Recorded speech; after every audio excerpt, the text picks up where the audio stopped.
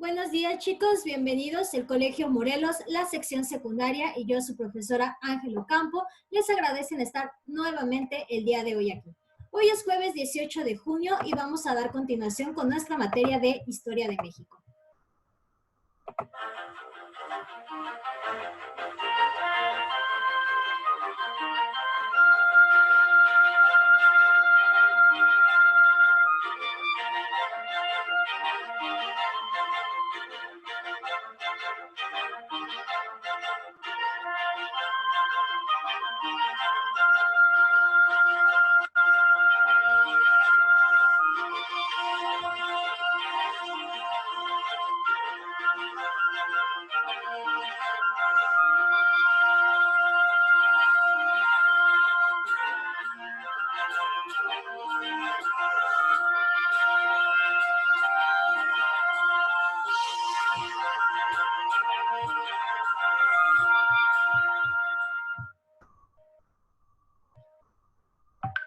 Muy bien, en estas semanas nosotros hemos ido trabajando ya lo que es el legado que nos dejó lo que fue la conquista, ¿no? Todo el legado español que fuimos nosotros forjando a través de los 300 años y que nos llevarían a lo que es el México independiente, ¿no? Próximamente, en el siguiente ciclo escolar, se partirá de lo que va a ser la independencia de México y la formación del México que hoy en día entendemos. Con esto nosotros hemos ido englobando en todos nuestros saberes y con ello es importante plantear lo que va a ser el tema que vamos a ir manejando, que es el rescate prehispánico, ¿ok? Sobre todo es, ¿cuándo nace la identidad mexicana? Cuando un país se independiza y comienza a ser punto y aparte, o sea, libre, necesita recrearse y recrearse en todos los sentidos, no solo político, económico, sino también social y cultural. Necesita ser un todo. Por ejemplo, cuando México se independiza, es obvio que se va a separar de España, pero necesita ser entendido como alguien diferente a España, porque durante 300 años se ha conocido como la Nueva España, ¿no? Y ahora que se independiza es México. Pero la pregunta que se hace el mundo, los países, es ¿y quién es México? ¿No? Entonces, a partir de ahí, México ha tratado de encontrar su propia identidad. Que a la hora que se pregunte ¿quién es México? México pueda decir, México es esto, ¿no? México se representa así. México es, y con las palabras. Entonces, a través del tiempo, México siempre ha tratado de encontrar la manera de identificarse. Hoy nosotros vamos a encontrar dentro de su historia, uno de los puntos importantes y claves donde se crea esta identidad. Hoy en día nosotros decimos, es que México es su pasado, es su cultura. Es algo que realmente a México le enorgullece como país decir nuestras culturas prehispánicas, ¿no? Nuestras culturas precolombinas, nuestras lenguas, ahora sí que la arqueología que nosotros proporcionamos al mundo. Eso es México, ¿no? Su comida, sus bailes, su folclore. Pero ¿cuándo nace eso? ¿Cuándo México se plantea y dice, esto es México, ¿no? México va a ser esto. México es los aztecas, los mayas, ¿ok? México es las luchas, ¿ok? Nuestros representantes de la independencia, nuestros representantes de la revolución, nuestra religión, ¿ok? Esto que nos caracteriza. ¿En qué momento surgió decir México? ¿Ok? México es esto. Bueno, más o menos va a ser después de la Revolución Mexicana, estamos hablando posterior a 1910, cuando va a llegar un personaje conocido como José Vasconcelos. José Vasconcelos va a ser un personaje idóneo para crear la identidad mexicana. ¿Ok? Les voy a poner el siguiente video que trata justamente de este personaje. Este personaje que a través de la historia es el que nos proporcionó decir, nosotros somos esto, ¿ok? Este es nuestro legado.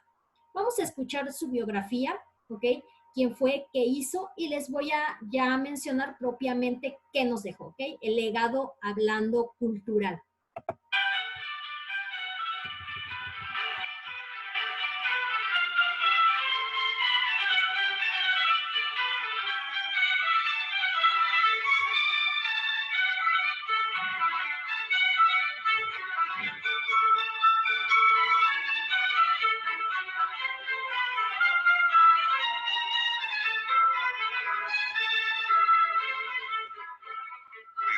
apasionado y en momentos genial. Así describe Manuel Caravaggio, en muy pocas palabras, al controvertido escritor, filósofo, político, periodista, historiador y educador que fuera José Vasconcelos Calderón. De todas esas facetas que forman la compleja personalidad de Vasconcelos, nos interesa destacar la de educador. En efecto, la trascendencia de este hombre se revela en su obra educadora, integral y única en su género.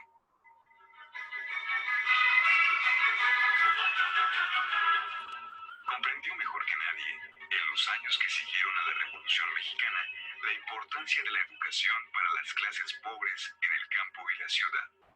El aspecto más revolucionario del gobierno de Álvaro Obregón tiene que ver con la cultura y el arte, porque Obregón dejó hacer a Vasconcelos, y este hizo casi a partir de la nada.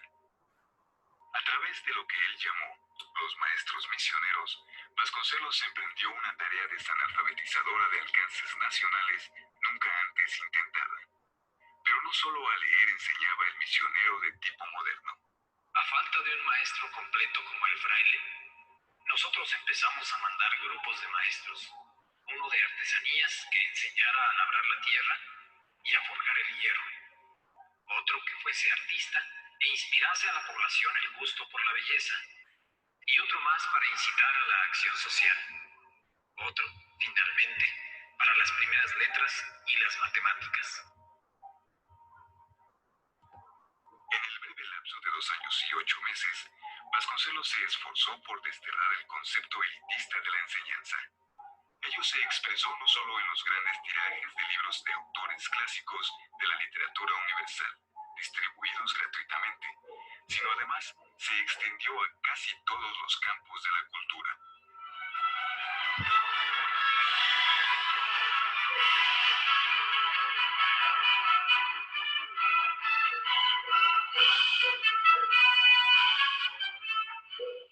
Estimuló la música y a los músicos, mediante la organización de numerosas audiciones, y estableció las clases de canto y de baile desde la instrucción primaria. Cosa similar hizo con otras artes como la escultura y la arquitectura. Admirador y entusiasta de las artes y artesanías populares, hasta entonces ignoradas por las personas cultas, estimuló su producción y preservación en las escuelas públicas, sin desatender la enseñanza de oficios industriales como la ebanistería y la tipografía. También ofreció los muros de los edificios estatales a los pintores, para que realicen en ellos un arte monumental y público, un arte que narre con lenguaje propio la historia de nuestro pueblo. Consciente de que las mejores obras literarias no son panaceas inmediatas para mejorar una sociedad embrutecida por las guerras civiles, la explotación de siglos y la opresión de los dictadores, Vasconcelos cimentó su ambicioso y vasto plan educativo en la formación de maestros, la edificación de escuelas y bibliotecas públicas, hasta en los rincones más alejados del país. La ignorancia es la causa de la injusticia, y la educación, suprema, igualitaria, es la mejor aliada de la justicia. Maestro y tirano son dos términos que se excluyen. En cambio, libertador y maestro son sinónimos. Por eso los pueblos libres veneran a sus maestros y se preocupan por el adelanto de sus escuelas. Vista desde la perspectiva de hoy, su labor sorprende por su realismo y audacia. Teodor de Lunacharsky, primer comisario de educación de la Unión Soviética, José Vasconcelos Calderón, el polémico Ulises criollo que revolucionara la enseñanza en nuestro país, muere en México, Distrito Federal, en 1959, a la edad de 76 años.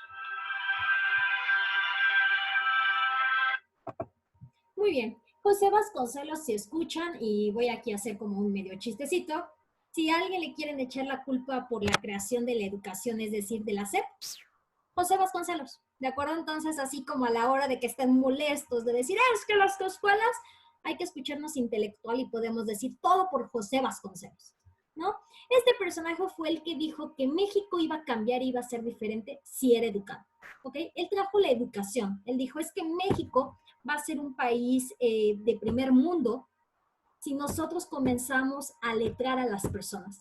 porque después de la Revolución Mexicana, para 1910, México todavía era un país iletrado, que casi analfabeta. La mayoría no sabía leer ni escribir. Estamos hablando del 80%. Entonces Vasconcelos dice, ¿cómo vamos a transformar un país si ni siquiera sabe lo básico? ¿No? Entonces, si le enseñamos, le transmitimos la educación, vamos a avanzar.